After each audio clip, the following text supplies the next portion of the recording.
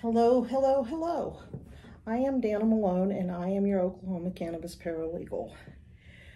I've been trying to get time to do a video all week. It has been crazy. I went to the Oklahoma LP Gas Administration office on Tuesday and we had an amazing meeting, but there is so much to unpack there. I can't even do a video on it yet. I just can't. I have to get it layered, the layers unpacked so that I can make sense of it on a video. But today, I felt the need that I had to do this video right now. I'm hearing from people that OMMA is doing suspensions of dispensaries licenses, and so I've gathered some information that that they are using to suspend their licenses and then put them through a potential revocation hearing. So I felt like I really needed to jump on here and do a quick video because we need to get compliant, guys. They're looking for anything and everything to shut you down. So dispensaries, if you are making your own pre-rolls, non-infused, of course, because that's the only kind that you can make,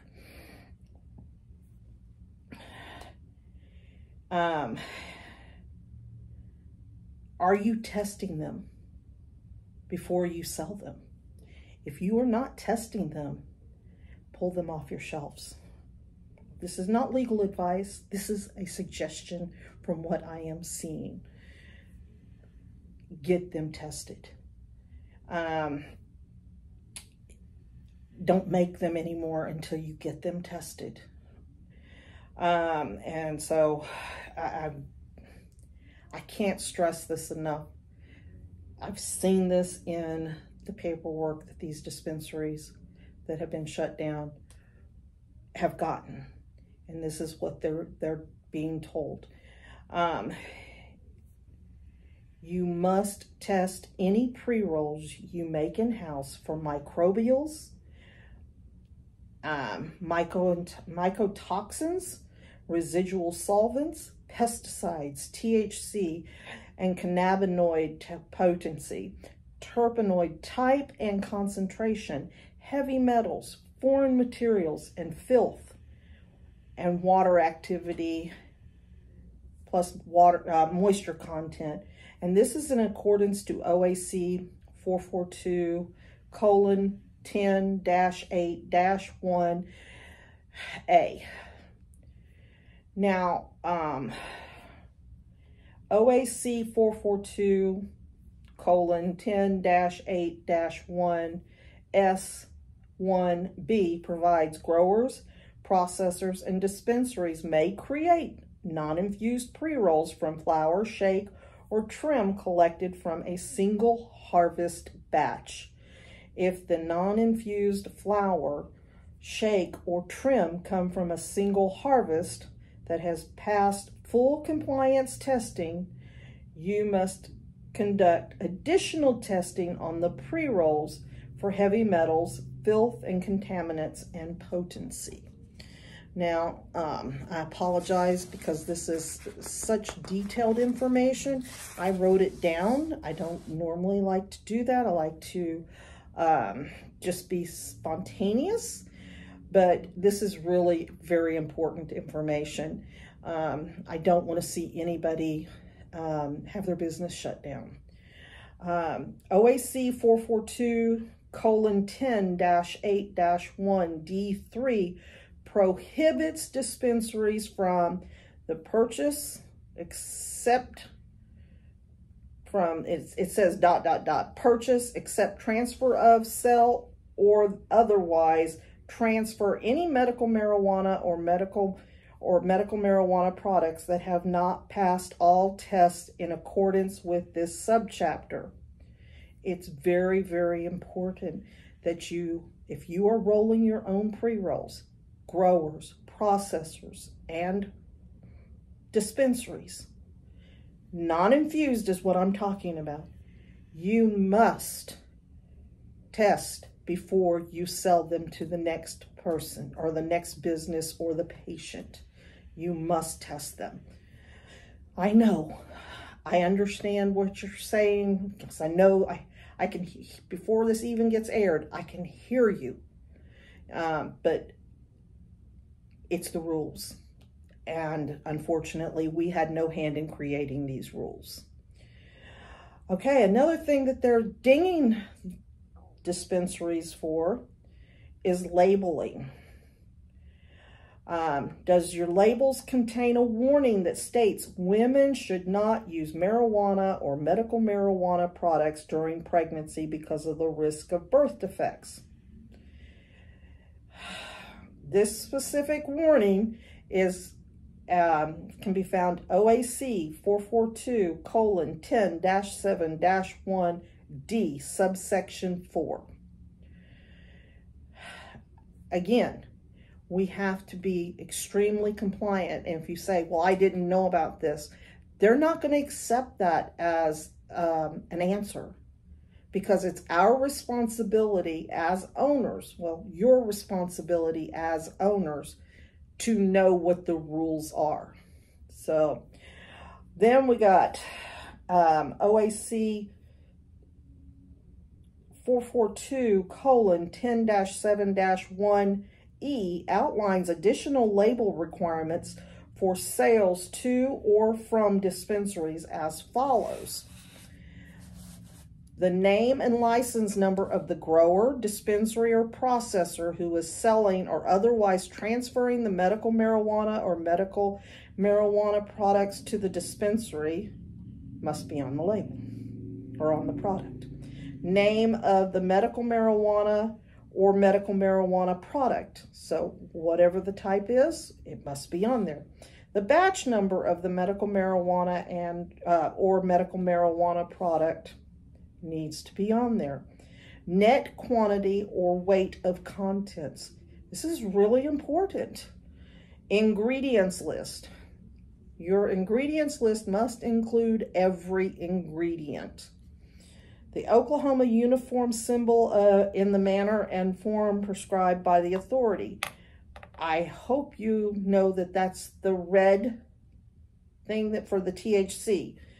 THC potency on the COA for that batch must be on the label. Total terpenoid content in the manner prescribed by the authority must be on there, as well as this statement: this product has been tested for contaminants. Those words exactly. This product has been tested for contaminants.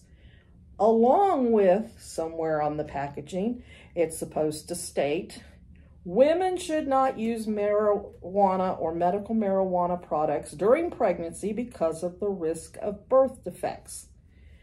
So, I know that some of these labels are tiny, but we have to follow the guidelines. So, another thing that I'm seeing, GPS. Each vehicle that you use to transport medical marijuana products, and or medical marijuana waste must, I can't stress this enough, must be equipped with GPS trackers capable of storing and transmitting GPS data. This is according to OAC 442-10-3-2, B1, and 63 OS section 427.16J1. You must have GPS on any vehicle that transports medical marijuana, and the person that drives it must have an Oklahoma medical marijuana transportation agent license that is attached to the business that is picking up, the business that they're bringing the product to or from. So it is, the licenses are, they are licensed to the business. So you cannot transport medical marijuana without a transport agent license. You cannot transport medical marijuana without a GPS. Also, the GPS records and information shall be kept at the licensee's premises/business for at least 7 years and shall be readily accessible. And this is according to OAC 442:10-3-2C.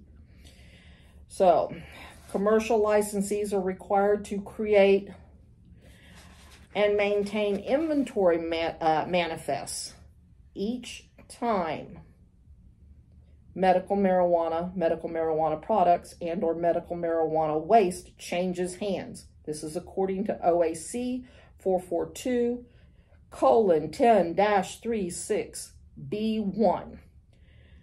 Requires that the copy of the inventory manifest is to be left with the originating license and shall include at a minimum